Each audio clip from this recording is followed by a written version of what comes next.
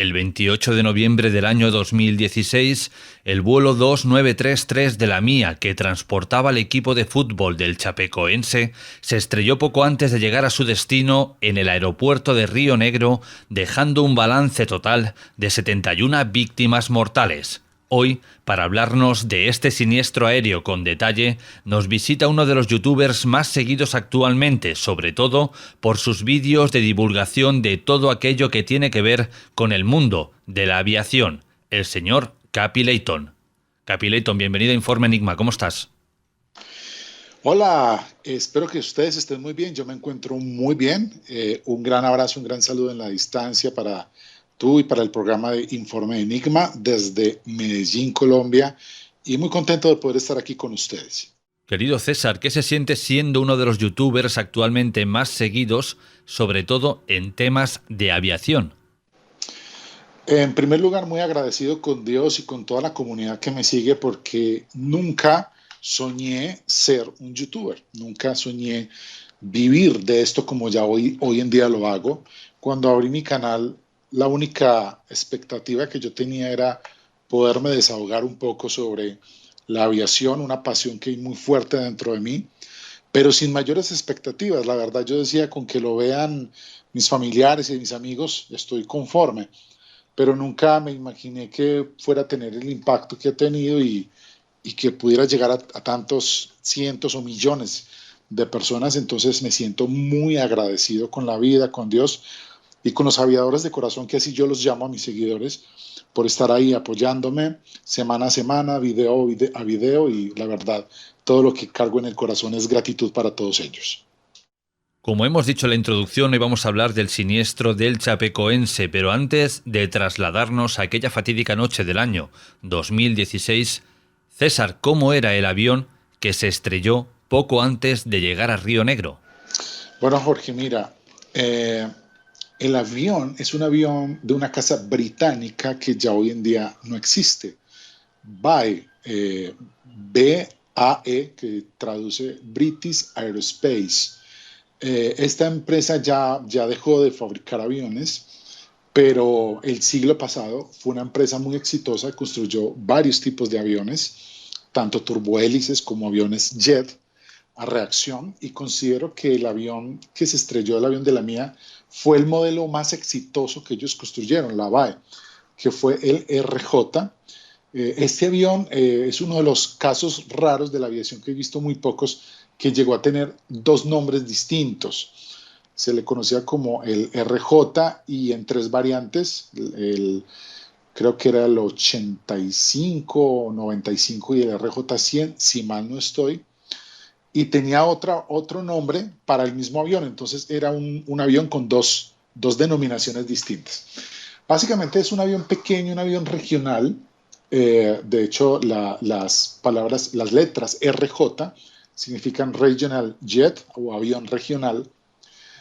O sea que se construyó para cubrir rutas no muy largas, rutas más bien cortas, que no demandaban mucha densidad de pasajeros. De hecho, la versión más larga, el RJ 100, era un avión que venía con una capacidad de 100 pasajeros, que no es mucho. De hecho, el más cortico era como de 70 pasajeros nomás. Este avión tenía un diseño bastante peculiar. Primero porque era un avión de ala alta, y eso significa que tenía las alas montadas sobre el techo del fuselaje. Eso se le llama ala alta. Cola en T, que eso significa que en la parte de atrás el estabilizador horizontal está ubicado sobre el estabilizador vertical. Y creo que el rasgo más diferenciado del avión es que tenía cuatro motores, y esto lo hacía un avión de rasgos únicos y muy fácil de identificar, porque era un avión pequeño de cuatro motores. Generalmente los aviones de cuatro motores en el siglo pasado eran los aviones más grandes que existían, como por ejemplo el muy conocido y afamado Jumbo Boeing. El 747 es un avión de cuatro motores, pero porque es un avión gigante de más de 70 metros de longitud. Pues el RJ era un avión muy pequeño, y entonces era muy singular o muy particular que tuviera cuatro motores, y es por esa razón que en muchos países era conocido como el jumbolino. Jumbolino. que era como una manera de hablar del jumbo miniaturizado. Eso era el RJ, un avión pequeño, un avión regional, pero un avión con unas características muy especiales que lo hacían muy bonito visualmente, muy diferente a los demás aviones de su categoría y que tuvo buenas ventas hasta que la empresa comenzó a caer eh, en su producción hasta que finalmente cerró. Pero entonces termino diciendo, concluyo, cierro la respuesta diciendo que era un avión de corte regional para vuelos no muy largos, de características bastante singulares por su diseño exterior. ¿Y qué puedes contarnos al respecto de cómo era la tripulación? El avión estaba afiliado a una empresa boliviana que recuerdo que para su época, cuando investigué este asunto, había comenzado en Venezuela y luego se trasladó para Bolivia la empresa como tal. El piloto, hasta donde yo recuerdo, si mi memoria no me falla, era uno de los principales accionistas y era uno de los directivos de la aerolínea. La aerolínea no era muy grande, la aerolínea creo que tenía una flota pequeña de unos 3 a 5 aviones. Eh, los pilotos, pues aparentemente, según las regulaciones aeronáuticas de Bolivia, cumplían con todos los requisitos, por lo que puedo deducir que los pilotos cumplían con sus estudios, con sus experiencias, con sus cursos recurrentes o cursos que había que estar actualizando, o sea, cumplían con todo lo que la regulación de la aviación boliviana requería. O sea, concluyo diciendo, los pilotos estaban al día, estaban preparados, capacitados, tenían una buena experiencia. Y al interior, aparte de los dos pilotos, también iban las auxiliares de vuelo, que hoy en día se les llama así, auxiliares de vuelo. Años atrás, en el siglo pasado, se les llamaba azafatas. Hoy en día son conocidas como auxiliares de vuelo, porque hoy en día ya hay muchos hombres que también cumplen esa función. Entonces se les llama así, auxiliares de vuelo. Habían varias de ellas y también había un técnico de mantenimiento a bordo, o sea que la tripulación estaba compuesta por 3 perfiles: los pilotos, los auxiliares de vuelo y un técnico de mantenimiento a bordo. Tengo que decir, por lo que pude conocer en su momento, que estaban capacitados, entrenados y que era una tripulación idónea, aparentemente para cumplir con los requerimientos de lo que la empresa hacía. La empresa era una empresa básicamente de vuelos charter, que eso significa que es una empresa de vuelos no regulares o no programados. Me explico, una aerolínea regular es la que tiene vuelos regulares, o sea, hay un vuelo de un destino de un origen a un destino que se repite todos los días a una hora. Eso se llama una aerolínea regular. Esta aerolínea, la mía, era una aerolínea no regular, o sea, una aerolínea de vuelos charter, y eso significa que funciona básicamente es a demanda.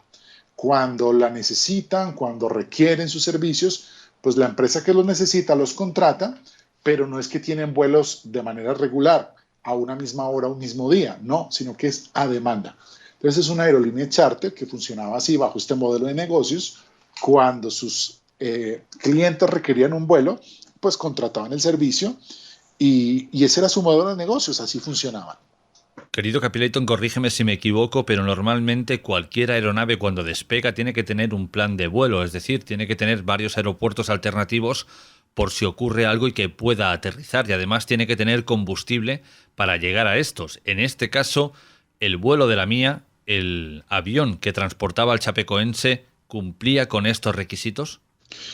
Según la regulación, un vuelo y más de corte internacional como era este, no solamente de tener una alternativa, de tener mínimamente 2 alternativos, como mínimo. Entre más alternativos tenga, mejor. Puede llegar a tener 3 o 4 aeropuertos de alternativa. De hecho, se recomienda tener un aeropuerto de alternativa de despegue, un aeropuerto de alternativa de ruta y un aeropuerto de alternativa de llegada. ¿A qué me refiero? De que puedan tener un aeropuerto alterno por si llegan a tener alguna necesidad, alguna situación que genere riesgo para el vuelo, pues puedan volver a aterrizar rápidamente. Entonces deben tener uno de despegue, que significa que haya un aeropuerto muy cercano al origen para que si necesitan aterrizar puedan ir a ese aeropuerto. Que el aeropuerto de origen también puede ser al mismo tiempo el aeropuerto alternativo de origen. uno en ruta. Entonces, como su nombre lo dice, para que cuando van en plena mitad del vuelo y llegan a tener algún inconveniente, pues tengan un aeropuerto en ruta al cual puedan dirigirse en caso de necesitarlo. Y uno de destino significa que uno muy cerca al destino, para en caso de necesitarlo, también puedan desviarse. Entonces, no solo un aeropuerto de alternativa, pueden ser varios. En un vuelo internacional, como mínimo, requisitos son dos, pueden ser tres o cuatro. Hasta donde yo tengo entendido en el plan de vuelo, como esto es obligatorio, ellos sí tenían aeropuertos de alternativa y creo que tenían como mínimo, habían dos, si mal no estoy. Entonces, digamos que en el papel, en el documento, en el plan de vuelo, estaban cumpliendo porque habían aeropuertos de alternativa. Ahora, ¿por qué no los usaron? Eso es otro tema muy distinto. Pero aparentemente en el papel y en el despacho sí existían esos aeropuertos alternativos. Claro, si llevaban combustible para estos aeropuertos alternativos, el accidente se debió, valga la redundancia, a esta falta de combustible. Entonces, he aquí el misterio. El problema es que, como les dije al principio cuando describí el avión, cuando me hiciste la pregunta sobre el tipo de avión, les dije que este es un avión regional, de corte regional. Y cuando yo hablo de regional, hablo de un avión que cubre rutas cortas, unas regiones que son pequeñas, donde no se requieren de aviones muy grandes, donde generalmente cuentan con pistas cortas, entonces se requieren de aviones pequeños que puedan entrar a esas regiones donde la población no es tanta, la demanda no es tanta. Entonces, estos aviones de tipo regional, al ser pequeños, pues su alcance no es demasiado. O sea, cuando hablo de alcance, hablo de su capacidad de vuelo en horas. ¿Cuántas horas pueden volar? Su alcance generalmente no es muy largo, su rango de alcance no es muy largo. Entonces, al ser un avión regional, este avión no estaba destinado para cubrir rutas tan largas. Este vuelo fue un vuelo largo. Fue un vuelo que venía desde Bolivia hasta Medellín, Colombia. Estamos hablando que Medellín, Colombia está ubicado más arriba de la mitad del país. Era un vuelo muy largo y lo, digamos así, lo que se esperaba, lo ideal, es que el avión hubiera hecho una parada técnica para reabastecerse de combustible. Entonces, cuando tú me dices si fue que salieron con lo mínimo de combustible, yo te digo al contrario, salieron a full de combustible, a más no poder, o sea, llevaban los tanques completamente llenos. Es más, dentro del reporte final se habla de que muy seguramente el avión salió con sobrepeso, porque llevaba todos sus tanques llenos, más el equipo de fútbol, maletas, todo. Es muy probable que estaba en el límite del peso de despegue o probablemente un poco por encima de ese límite. Entonces el avión lleva full combustible, iba hasta más no poder de gasolina. Y creo que ese fue el factor que de pronto imprimió como ese factor de confianza en la tripulación, en los pilotos, de creer de que tenían combustible suficiente para llegar hasta el destino. Y seguramente en los cálculos de performance, en los cálculos de rendimiento que ellos hicieron, pues seguramente les daba para llegar de un solo tirón desde Bolivia hasta Medellín, Colombia. Y el problema es que hubo otros factores con los que ellos no contaron que les hicieron consumir más combustible del que esperaban y que el combustible se les terminara a escasos 2 minutos de terminar de llegar al aeropuerto, porque el avión cae justo al lado de la radioayuda BOR del aeropuerto de Río Negro y esa radioayuda se encuentra muy cerca, a 10 millas del aeropuerto, pero eso en vuelo son 2 minutos o menos de 2 minutos. Entonces es increíble que este avión cubre horas y horas de vuelo, pero al final no alcanza a aterrizar por un par de minutos más de combustible. Y fue porque creo que ellos calcularon el combustible que con los tanques llenos les daba para llegar, pero como les mencionaba ahorita, hubo otros factores que les impidieron cumplir con esa meta. Entonces, resumo mi respuesta diciendo, al contrario, salieron con el avión full de combustible y probablemente eso los llevó a confiarse y a creer que el avión podía llegar de un solo tirón, de un solo tramo, de un solo vuelo, sin tener que ejercer una parada obligatoria para reabastecerse de combustible. Entonces entendemos que este exceso de confianza, quizá porque ya habían hecho esta maniobra en otras ocasiones, jugó en su contra. Probablemente, probablemente haya sido un factor determinante eso, que ellos hayan salido muy confiados de todo el combustible que llevaban y que a medida que iban avanzando en el vuelo, pues iban haciendo sus propios cálculos, porque para los que no saben, la tripulación cuando está en pleno crucero, que es lo que llamamos cuando ya están arriba en el punto más alto y ya el avión está haciendo todo el crucero, toda la ruta como tal, pues los pilotos están constantemente haciendo chequeos de combustible. Todo el tiempo están mirando cuánto combustible han consumido, cuánto combustible les queda y si ese que les queda les alcanza para llegar a su destino. Entonces ellos estaban haciendo chequeos de combustible y lo hicieron varias veces, pero creían que el combustible a bordo les iba a alcanzar. Pero un factor que ellos no tuvieron en consideración, y aquí ya voy a entrar a hablarlo de lleno, y fue el factor viento. Aparentemente tuvieron, durante mucha parte del trayecto, del tramo, tuvieron viento en contra. Eso significa que el viento corría en la dirección contraria a la que corría el avión, o sea, había un choque entre la dirección que llevaba el avión y la dirección del viento. Se chocaban. Es como cuando tú vas en un carro a 80 kilómetros por hora y bajas la ventanilla y sacas tu mano por la ventanilla. ¿Qué vas a sentir? Una fricción, un choque del aire y con la velocidad que tú llevas. ¿Y eso? ¿Y qué tiende a hacer tu mano? A irse para atrás. Es como es un choque, trata de frenar. Eso mismo le pasa al avión. Cuando el avión tiene viento de frente, pues ese viento de frente genera resistencia al avance y para los pilotos poder mantener una velocidad alta, pues requieren poner más potencia y al poner más potencia en los motores, pues lo que hay obviamente es mayor consumo de combustible. Entonces los pilotos estuvieron consumiendo más combustible de lo que esperaban porque se encontraron en muchos tramos del vuelo con viento en contra. Y ese factor del viento en contra los hizo consumir más combustible del deseado y de pronto no lo supieron calcular a la hora de entrar ya a territorio colombiano y haber dicho, hombre, con este combustible no vamos a alcanzar a llegar.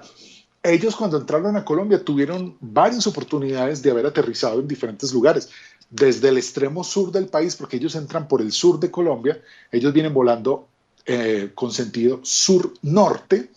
Cuando ellos entran por el sur de Colombia, entran por el Amazonas, allá está Leticia, que es la capital colombiana del Amazonas, porque para los que están en Europa, hay que decirles que el Amazonas aquí en Sudamérica lo comparten varios países, Brasil, Colombia, Ecuador, Perú. Cuando ellos entran por la Amazonía colombiana, ahí está la primer gran capital colombiana que se llama Leticia, pudieron haber aterrizado ahí, no lo hicieron. Después entrando por el sur, pudieron haber entrado a otra gran ciudad que es Cali y haber reacondicionado, no lo hicieron. Pudieron haber entrado a la capital Bogotá, no lo hicieron. Entonces, la verdad, no sé si ellos tenían claro el factor viento en contra en sus cálculos de combustible, porque como te decía, constantemente ellos seguían revisando su combustible y hay algo ahí raro que es difícil de entender qué los llevó a ellos a tomar la decisión de seguir volando. Pero la verdad es que el factor viento los llevó a consumir más combustible del que esperaban y por eso es que el avión termina estrellándose a tan solo 2 minutos en vuelo del aeropuerto. Conocemos un poco la historia del siniestro del Chapecoense por esos audios que hemos podido escuchar en tu canal y que se han filtrado en otros medios de comunicación y que fueron grabados por la torre de control. Pero César, antes de todo esto, ¿qué ocurrió con el vuelo del Chapecoense? Pues es muy extraño porque aparentemente según el reporte final, pues hay partes de la grabadora de voz de la cabina que se borraron, no sé si fueron borrados de manera manual, o sea, intencionalmente, o se borraron por alguna otra razón. Entonces, hubo información que los investigadores no pudieron tener sobre qué se hablaba en cabina, qué se decía en cabina, no mucha porque no se alcanzó a obtener muchísimos minutos. Generalmente estos voice recorder, estas grabadoras de vuelo, hasta donde mi conocimiento me da, graban los últimos 30 o 45 minutos de vuelo y son cíclicas, están siempre grabando y cuando graban 30 o 40 minutos, pues sobreescriben, comienzan a grabar sobre la información anterior. Pero aparentemente en las grabadoras no había tanta información. Entonces no se sabe si fue que manualmente ellos impidieron la grabación o fue si se dañó en el impacto. Bueno, ahí sí son puras conjeturas, no hay nada cierto por decirse, y eso nos lleva a que no hay mucha información sobre qué discutían ellos en cabina. Lo más seguro, yo sí te lo puedo asegurar, es que ellos estaban conscientes del problema de combustible. Estoy seguro que como tripulación experimentada que eran los dos, piloto y copiloto, estaban revisando la cantidad de combustible que ven en sus tanques, porque ese escaneo, ese scan es obligatorio y los pilotos lo hacen tantas veces que ya se vuelve de manera natural. Estoy convencido, seguro al 100%, de que de manera natural ellos estaban observando el consumo de combustible, eran conscientes de qué combustible les quedaba. Lo que nos lleva a preguntarnos entonces qué pasó. Si estaban conscientes, si estaban viendo los medidores de combustible que los tienen adelante de ellos, si pueden ver con sus propios ojos cuánta cantidad de combustible tienen, ¿por qué deciden seguir adelante? Y aquí ya entramos en un mundo de especulaciones que es muy complejo especular, es porque es un poco hasta antiético especular, porque hablamos sobre bases no muy sólidas, pero dentro de las especulaciones más fuertes que se han nombrado, existe también la posibilidad de que el piloto estuviera tratando de evitar algún tipo de sanción para la empresa, porque ya esta operación era una operación temeraria. Intentar llegar a un aeropuerto con tan poco combustible ya es una operación arriesgada y temeraria, que probablemente si el piloto llegaba a aterrizar en Río Negro, el aeropuerto de Río Negro, que es donde debían llegar su destino final, y hubieran venido algunos inspectores a revisar qué combustible quedaba en el avión, pues si hubieran sido sometidos a una investigación y posiblemente una sanción. Este piloto probablemente trató de evitar algún tipo de sanción, posiblemente no quiso parar en algún lado para no tener problemas con el equipo, con la empresa que los había contratado. Falta ver qué tipo de sanción de pronto el piloto trató de evitar, porque como te dije ahorita, el piloto no solamente era piloto, sino que también era directivo de la empresa, y él muy consciente de lo que estaba haciendo, estaba pensando, creo yo, que como con dos mentes, con la mente del piloto, pero con la mente también del empresario. ¿Qué le conviene más a mi empresa? Y no sé si para él era conveniente aterrizar en otro lugar, costos de combustible, o el hecho de que aterrizara en un lugar y se viera expuesto a recibir una sanción porque se dieran cuenta que no estaban dando con el combustible que debe. No sé, por eso ahorita decía, es un ambiente donde solamente se sacan conjeturas. La razón verdadera, pues, se la llevó el piloto en su mente. No sabremos el por qué, pero no entendemos por qué él no decidió aterrizar en otro lugar a reabastecerse, sino que decide ir y seguir hasta el final, aún ya consciente de que iba a llegar con lo mínimo, que iba a llegar muy justo, pero aún así se arriesga y ya conocemos el trágico final de lo que sucedió con el avión. Algo que sorprende es que el equipo de fútbol del Chapecoense no era la primera vez ni que volaba con este avión, ni con esta compañía, ni con esta tripulación. Y no solo el equipo del Chapecoense. La cosa más increíble es que esta empresa se estaba especializando en transportar equipos de fútbol y habían transportado no hace mucho a la selección argentina con todas sus figuras a bordo, incluyendo al gran Lionel Messi. Los habían llegado a transportar a la misma selección argentina. Entonces, es complejo hablar de esto porque le pasó al equipo chapecoense, pero le pudo haber pasado a otros equipos de fútbol, incluyendo a la selección argentina. No sabemos, y yo en esto no me atrevo a especular porque sería peligroso, antiético, pero no sabemos si era ya un modus operandi de la empresa, si era que ya se habían acostumbrado a operar así, o si fue un hecho fortuito de ese día, de que salieron con todos los tanques llenos, creyeron que iban a llegar, pero no contaban con el viento en contra en la ruta. La verdad es que esto generó una controversia y un impacto muy grande en Bolivia, en la aviación boliviana. Esto generó demasiadas investigaciones, demandas, una cantidad de cosas impresionantes y la verdad, como dije ahorita, hay mucha información que se la llevó el piloto en su mente. En el momento del accidente todo el mundo estaba en shock y bueno, se vertieron muchas versiones muy confusas y algunas de ellas apuntaban a que el hecho de que el avión de la Mía se estrellara fue por un error de la controladora que no le dio paso previo o que no le dio prioridad a este vuelo. Sin embargo, cuando escuchamos estos audios, vemos que aquí hubo una especie de falta de comunicación, ¿verdad, César? Este tema es muy controversial, muy controversial. He tenido la suerte y la fortuna de conocer a Janet Molina, que fue la mujer que controlaba esa noche el avión de la Mía al momento de estrellarse. Tuve la oportunidad de conocerla, a ella, a su familia, de hacernos amigos y conversar con ella solas e indagar mucho sobre este tema. Y antes de conocerla a ella, antes de poderme reunir con ella, yo hice un video para mi canal en el cual, sin conocer a Janet Molina, sin haber hablado con ella, yo consideré, en mi experiencia como piloto, en mi conocimiento como piloto, yo consideré que el accionar, el actuar de la controladora había sido acertado.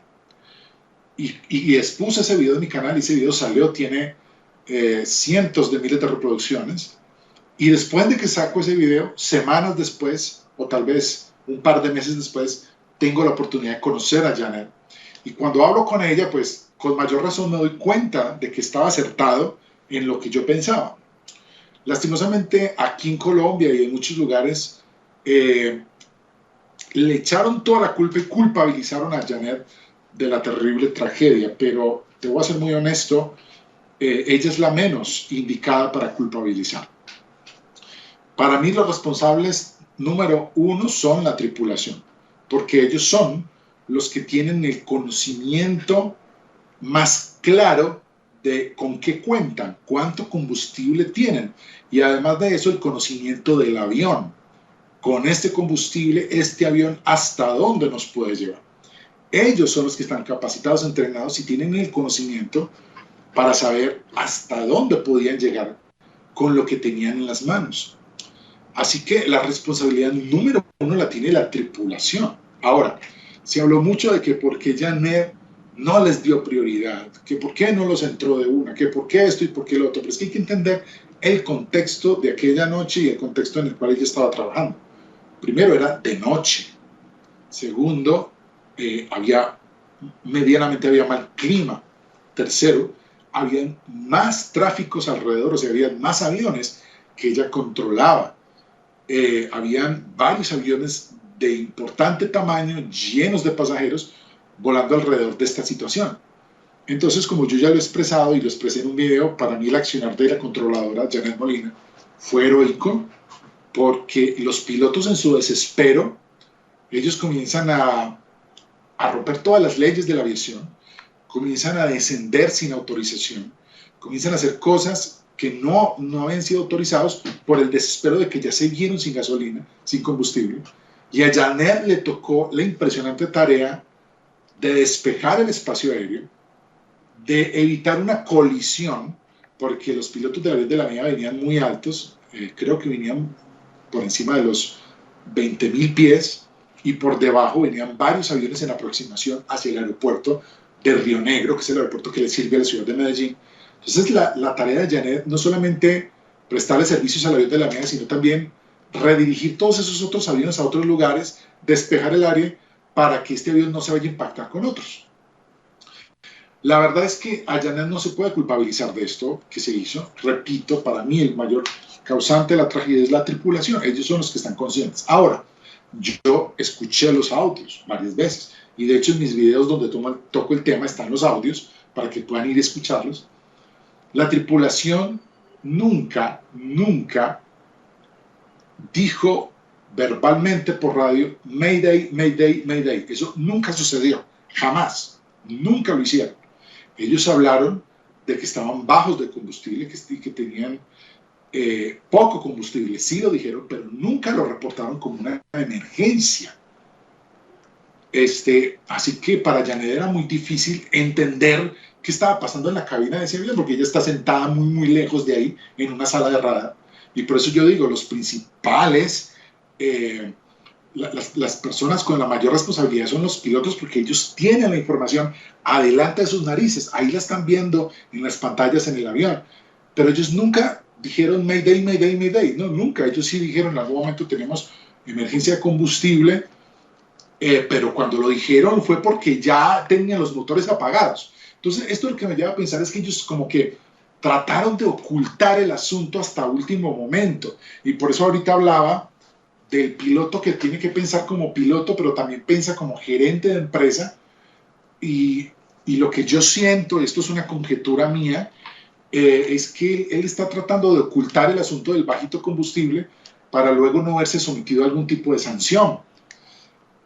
Así que nunca dicen Mayday, Mayday, Mayday, sino que lo máximo que alcanzan a decir es poco combustible o emergencia de combustible, algo así. No recuerdo muy bien en este momento la frase que utilizaron. Entonces, para Janet es muy complicado entender qué es lo que está pasando en ese avión. Ella tiene que armar su panorama con base a lo que la tripulación le dice por radio, pero si la tripulación nunca le dice Mayday, Mayday, Mayday, estamos en emergencia de combustible, entonces para ella trabaja con muy pocas herramientas.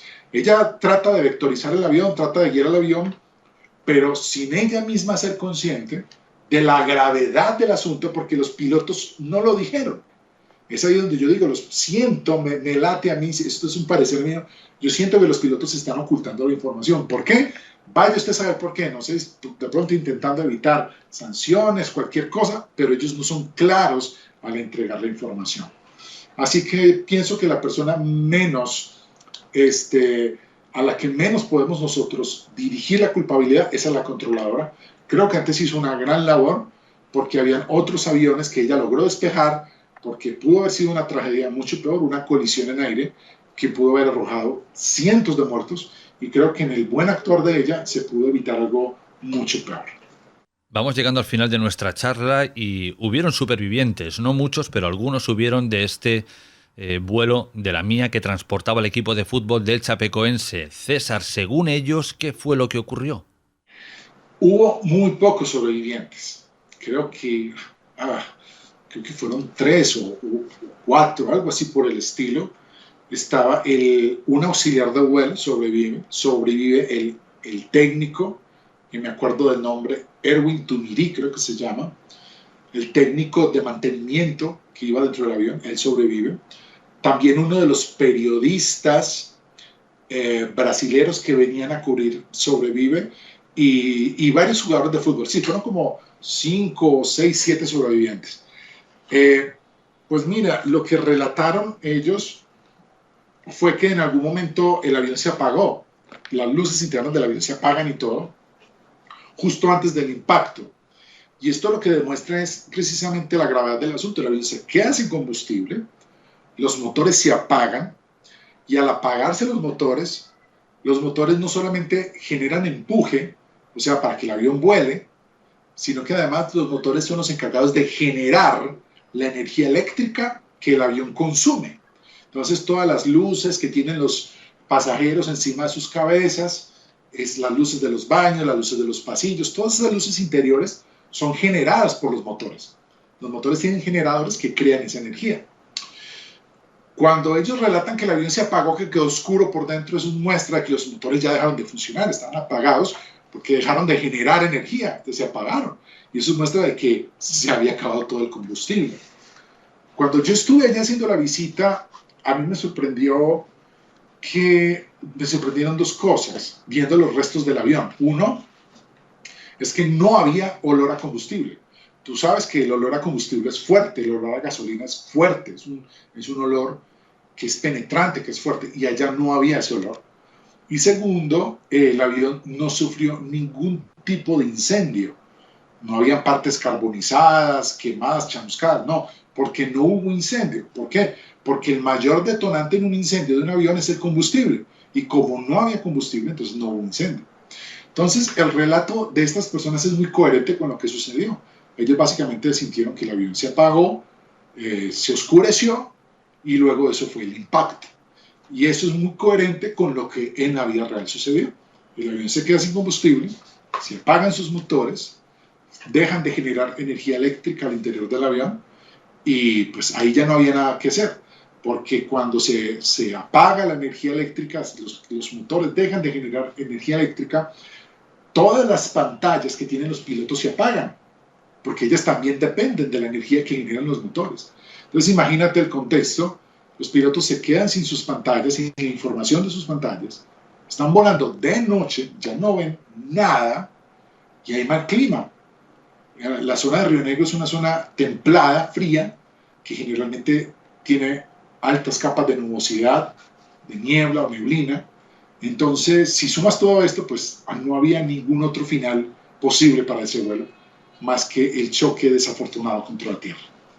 Por todo lo que nos estás relatando, imaginamos que ese choque contra la montaña fue algo inesperado para ellos, algo que les sobrevino, algo que no se esperaban, es decir, que seguramente no vieron nada ni se dieron cuenta de nada. No, no la vieron, te aseguro que no la vieron. No vieron nada, ellos no vieron nada, porque al avión apagársele todas las luces, el avión deja de iluminar. El avión tiene unas luces muy potentes hacia afuera, las luces de landing lights o luces de aterrizaje, las luces de taxi, que son las luces de taxi. Esas luces son muy potentes, pero como el avión ya no tenía energía eléctrica, el avión ya no podía energizar nada de sus luces. Entonces el avión estaba oscuro y el ambiente, eso eran las 10, 11 de la noche, total oscuridad, mal clima. Te aseguro que ellos físicamente con sus ojos no vieron nada. De pronto lo único que tuvieron fue la sensación auditiva de pronto de algún sistema de warning, de algún sistema de alerta al interior del avión que les esté alertando que están bajando, que les diga terrain, terrain, que les diga pull up, algo así. Fue de pronto lo máximo que ellos llegaron a tener, como de conciencia de que se iban a estrellar, de que había algo que les decía que estaban cerca del terreno, pero te aseguro que visualmente ellos no vieron nada, porque además la zona donde se estrellaron no es una zona habitada, es montaña, es un terreno montañoso, hay casas es campo, ahí viven los campesinos colombianos en la montaña, pero son muy alejadas una de la otra. El campesino colombiano suele acostarse muy temprano, porque madruga mucho, se levanta muy temprano, entonces suele acostarse muy temprano. Esto sucedió entre las 10 y 11 de la noche. El campesino colombiano se acuesta a las 7, 8 de la noche, apaga todas las luces. Entonces te aseguro que ellos no estaban viendo nada, no vieron casas, no vieron nada, completamente total oscuridad, y lo único que tuvieron que de pronto les hacía sentir que estaban cerca de chocarse eran posiblemente las alarmas que les indicaban que había proximidad al terreno, pero eran auditivas. Visualmente estoy seguro que ellos no tuvieron ningún contacto con nada. Ahora sí, para encarrilar el final de nuestra charla, tú pudiste estar en la zona cero, pudiste tocar los paneles de mando del avión, las alas, los tanques, los motores, objetos personales de los jugadores. ¿Qué se siente estando allí? ¿Qué ambiente se respira? Esta pregunta me la han hecho varias veces y siempre debo responder con la misma honestidad, la misma respuesta, porque fue crudo y no puedo camuflarlo, no puedo dar respuestas distintas. No, la respuesta es solo una. Fue crudo, fue duro, fue pesado. Jamás en mi vida pensé que iba a estar en el lugar de un siniestro aéreo, porque amo la aviación y como amante, apasionado y piloto como sea que soy, pues me gusta la aviación viva, me gusta ver a los aviones volando. Jamás me imaginé estar en un lugar de un choque de un avión. Y fue muy impactante, el ambiente era muy pesado. Aparte de eso, me acompañó un día frío, un día con mucha nubosidad, con llovizna, entonces el ambiente era lúgubre, gris, frío, y estar allá fue muy pesado. Te cuento que yo duré muchos días muy bajo de ánimo, con el espíritu bajo, y fue muy difícil reponerme de hacer esa visita, de estar allá. De hecho, yo no veo ese video, yo casi nunca lo volví a ver, porque las veces que luego lo veía sentía la misma sensación que sentí estando allá. Entonces, increíblemente, el video donde yo voy y hago la visita a los restos del avión es el video que más reproducciones tiene en mi canal, pero es el video que yo nunca veo, porque me transmite esa sensación y me hace recordar eso, y la verdad fue muy triste para mí caminar entre los restos y encontrarme con zapatos, con ropa, con computadoras.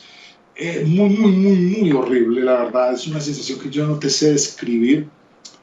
Tuve la oportunidad de tocar los elementos de la cabina, el piloto automático, ver los paneles de información de los pilotos, y pues yo no podía como imaginarme cómo habrán sido esos momentos, esos últimos segundos para ellos, esas últimas instancias de vida.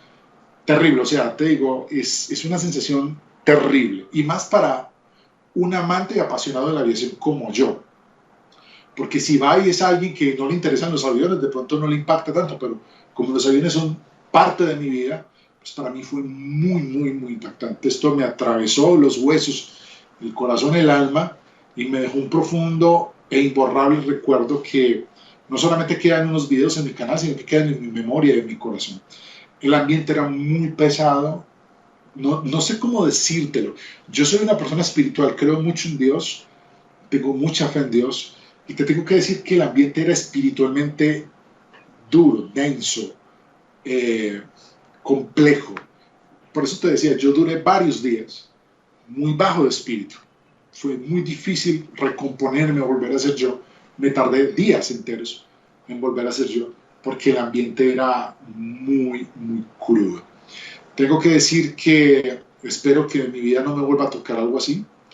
Caminar entre restos retorcidos de lo que fue una hermosísima aeronave, caminar entre ropa, artículos, es una experiencia muy compleja de transmitir.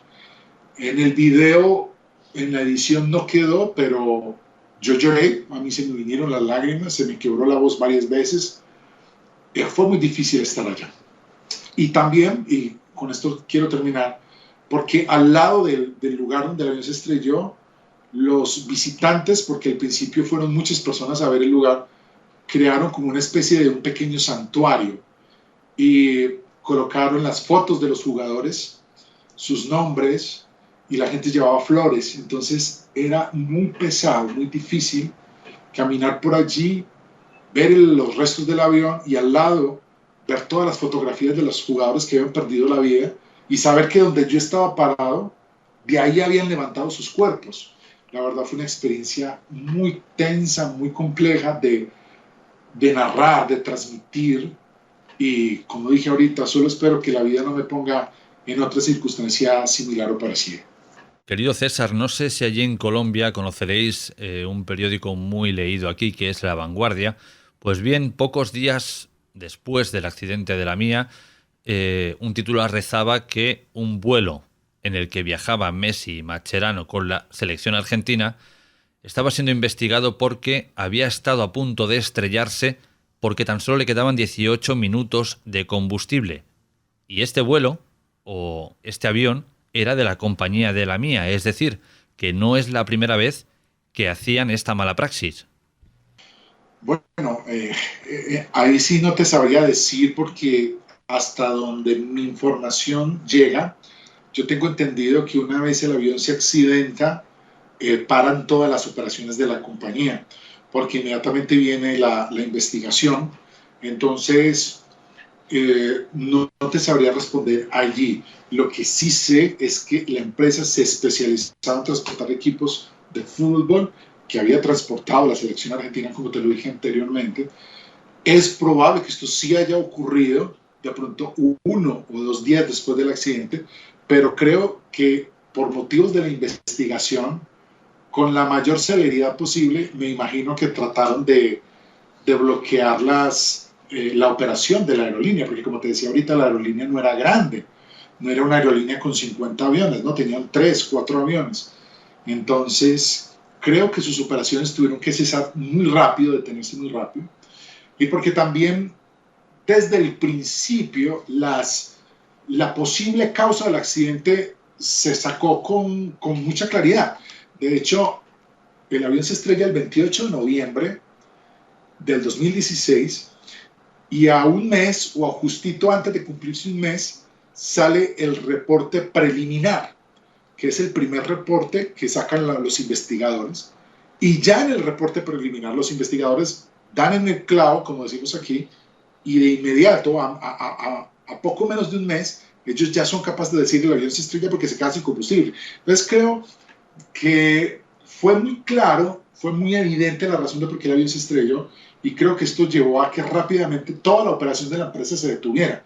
Así que ese titular del cual tú me hablas, si sucedió, que probablemente, creo que sí sucedió, porque si está ahí es porque sucedió, tuvo que haber ocurrido 1, 2, 3 días después de que el avión se estrelló, porque lo más probable es que como fue tan evidente la razón del por qué se estrelló, rápidamente llevaron al cese de operaciones de la empresa. Así que, pues, ¿yo qué te digo?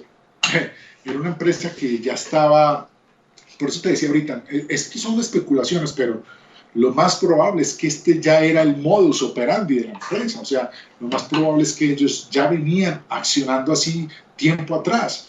Y a tal punto que de pronto en algún vuelo después del accidente lo vuelven y lo hacen, como lo narra el titular del periódico. Así que lo que me lleva esto a mí a pensar o a concluir, es una simple conclusión lógica que sale de esto, es que la aerolínea tenía este proceder temerario y lo habían hecho en repetidas oportunidades, de volar a los límites de la seguridad.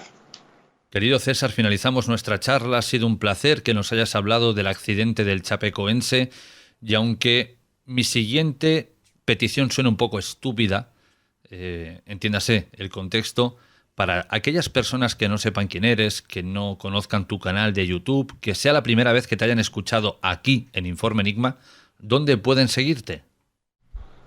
Bueno, en todas mis redes sociales que son Instagram, Facebook y YouTube me encuentran como Capi Layton. Capi Layton. En YouTube, con que solamente escriban Capi, ahí mismo les va a aparecer ahí Capi Layton en el primer guión. Y invitarlos a que si les gusta la aviación, si aman la aviación, si sienten cierta empatía por la aviación, pues visiten mi canal, porque me he esforzado mucho por crear contenido para la gente que no conoce mucho de la aviación, que les gusta, les encanta, pero que no tuvieron la fortuna de ser pilotos o auxiliares de vuelo o técnicos de línea aérea, sino que son empresarios, abogados, amas de casa, odontólogos, psicólogos, pero que aman la aviación. Para ellos yo creo mi contenido, creo un contenido que sea fácil de comprender, en un idioma fácil de entender, y creo que esta ha sido una de las razones por las cuales el canal ha crecido tanto. Así que los invito a que me busquen en YouTube, Capi Layton, Facebook e Instagram. Y de antemano agradecerte mucho por esta invitación. Me he divertido mucho estos minutos conversando del tema que tanto me apasiona como la aviación. Y muy honrado de poder estar en este espacio en el cual me han abierto las puertas.